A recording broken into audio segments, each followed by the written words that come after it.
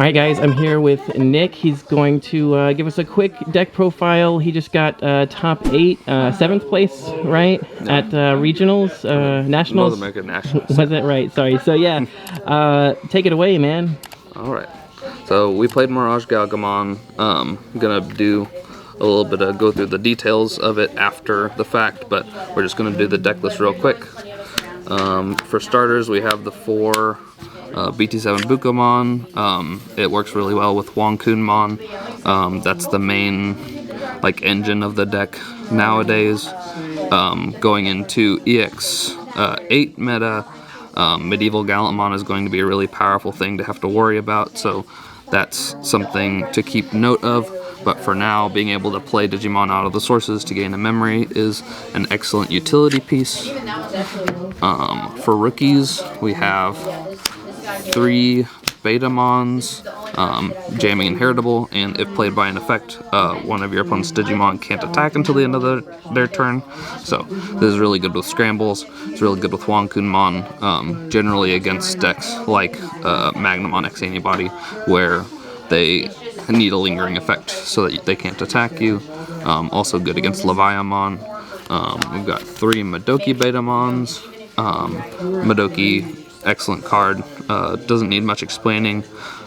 Great against any of the Leviamon and Purple Hybrid and any of the matchups where they're gaining memory by other than Tamer effects, of course. And then we have 4 of the EX4 Gaomon.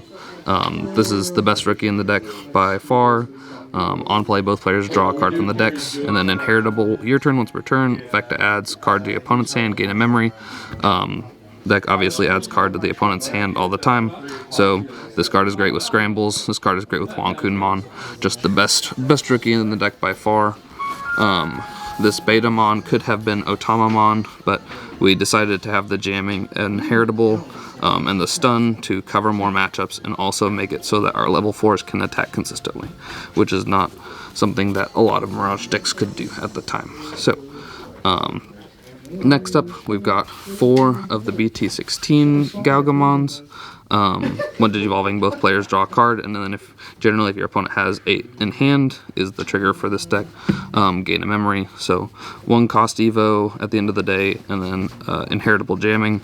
Card is bonkers. If you play out a rookie off of the Wonkun, it gives you more attacks with your burst mode because your opponent's adding cards to their hand. Just an excellent level 4. We've got 4 of this Gaogamon from EX4 and 1 of this Chikemon. Both of them are when digivolvings to bounce a level 3 Digimon. Great for getting rid of your opponent's floodgates for all of your memory gaining. Jamming inheritable is excellent again, of course, and when effect adds to your opponent's hand, gain a memory, also excellent, also of course.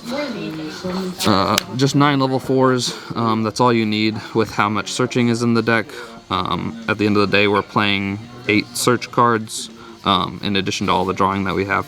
So this is a clean level 4 suite that also removes your opponent's floodgates.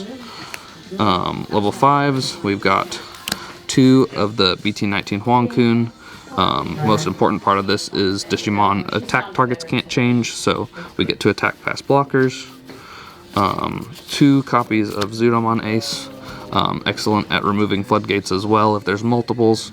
Also good if your opponent's attacking you and you have a level 4, you can evolve into Zudomon Ace, bounce one of their things, and then steal back turn with Mirage. So that's a good utility piece. 4 copies of the EX6 Wonkun. On play when digivolving, play a blue level 3 from sources. And then inheritable when attacking by tucking a blue under, you get to unsuspend again. This is the best blue level 5 in the game right now. Everybody should be playing it, and when you get to swing with a level 6 that has a Wonkun, and then tuck another Wonkun, and then we get to swing again and get another unsuspend, you're just going off. Card is excellent. And then our 1-of copy of Gaogamon, since it's restricted, of course, when digivolving, bounce a level 4, and when attacking, unsuspend if they have 8 or more in hand. This card relatively underperformed during the tournament. Wonkun is just significantly better and was better in the format. But you play the one of, it is a really low condition to meet for the unsuspend, so it's a solid enough card. I don't think I would have played any other Digimon given the chance. We have 9 level 5s. 9 gives us a pretty clean line to go up, and then once we have Huangkunmon spitting out additional level 3s, we're usually trying to go up into another stack. So having more level 5s gives us more to go into. For level 6s, of course, we've got 1 Hexablaumon. He's security attack +1 Ice Clad. When digivolving, trash 4 sources and bounce a tamer if there are no sources. And then opponent's turn, none of your opponent's Digimon with as many or fewer sources can suspend. Just an excellent card. When combined with your unsuspends, he's 4 checks by himself. And he helps against the hybrid decks or any of the aggro decks. So great generic support piece. It did its job well enough. It's not my favorite card in the deck, but it is the next best thing for Mirage. I think the BT13 Mirage is just worse generally, so we'll run the Hexablaw, I'll call it a day. And then of course the one of the best cards in the deck, if not the best card in the deck, Miragegaogamon from BT11. Of course, when digivolving, bounce to level 5, and if you don't, you'll bounce a security. Then all turns, when effect adds a card to your opponent's hand, gain a memory for every 4 in their hand. Of course, this card is incredibly broken. Not much more to say about it. You get to basically evolve for 2 most of the time, sometimes 1, sometimes 0. And then every time your opponent tries to find something to interact with it, you get to also gain more resources. So, just one of the best cards in the game right now. Deck is built very much around it. So, got those. And for level 7s, we have 1 Imperial Dramon Paladin mode ace. The card did not come up at all in the tournament. It probably should have been a Gabumon Bond of Friendship ace. Would have been better in the mirror match. Probably would have been better in a variety of different matchups, but we have the SP, so we'll play it. It's very nice. Good against the purple decks for wiping their trash clean. Good for me if I am on a low deck. I can shuffle my own trash back into the deck and call it a day. And sometimes it can just win the game against wide boards. The meta was just very much not conducive to having a whole bunch of wide boards anyways, though, so the when attacking didn't really come up. And there's very few white level 7 Digimon that make their way into the trash anyways, so that effect also just didn't come up as often. So should have been Bond Ace, but he's pretty, so we call him good. And then the actual win condition of the deck that nobody ever really complains about for whatever reason is Miragegaogamon Burst Mode. When combined with your Tamers, of course, we have the 2 Thomas from BT4 and 1 Thomas from BT13.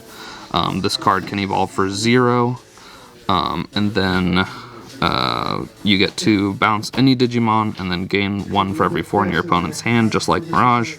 So a lot of times this card is evolving for +3 memory or +4 memory. So just incredibly broken effect to be a 0 cost or positive memory evolution, especially when you're adding this Thomas back to hand, so you get an additional unsuspend out of it. And then when attacking, not once per turn, you if your opponent has 9 or more, you get to randomly put cards from their hand back on the bottom of their deck until they have 8. So a lot of times when you combine it with your rookies that draw a card, or your champions that draw a card, you get to add cards to their hand multiple times, and then just swing with this card 3 or 4 or 5 times, which is super bonkers and unreasonable. The Thomas can also just give you an unsuspend, so that's an additional attack here. This Thomas, when attacking, both players draw cards, so that's another attack. So it just all adds together into a super powerful closing turn.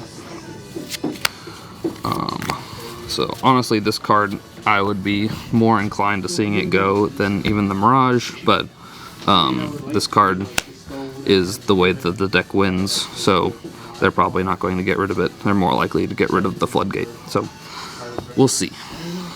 And then finally, we have our options. We've got 4 copies of Mental Training. Of course, one of the best options in the game, all of the trainings. These cards I would also love to go to 1. It's just 2 cost to get 2 memory back when you're evolving, and finding any blue card is just so incredibly good. 4 blue memory boosts. Also just excellent searching, top 4 to get any blue Digimon, and then pop it to gain 2 memory. Between these 2, you get to gain an absurd amount of memory with very little interaction, which is why we're running only 3 tamers. So we're just leaning into these trainings, and whenever you have 2 mental trainings and 2 memory boosts on the board, you can just turn anything into anything, and then you just win the game. So finally, for the options, we've got 2 blue scrambles. Card is basically the blue protoform. You get to reduce the cost by 1 for an evolution, which we have a lot of 3 and 4 cost evolutions to reduce, and then it also lets us rebuild our board from a wipe at the end of the turn. Card is excellent in combination with Mirage. If your opponent's attacking you, you can play your EX4 Gaomon from the trash to put both players draw a card, and then you can gain memory off of your Mirage. So just a super brutal thing that can happen out of security, and the card is just incredibly powerful. I probably wouldn't play more than 2 right now, but it may be a 3 of in the future, especially if things change as far as the deck lists. So that is the deck list. Very nice. All right, just let us know how the tournament went. Like, what did you play against? Was there anything you do differently for next time? So it was a pretty stacked event, of course. I played against Leviamons, Purple Hybrids, 7 Great Demon Lords, Magna X, just powerful deck after powerful deck after powerful deck. Can't remember all the details of the matchups, but going into the top 32, it's easier to remember. So first I played against my teammate Panda. He was on Red Hybrid. It was very hard fought. It was excellent games. I appreciate my team. It's just Team AD is absolute disaster. The guys are great, and we've practiced a lot for this.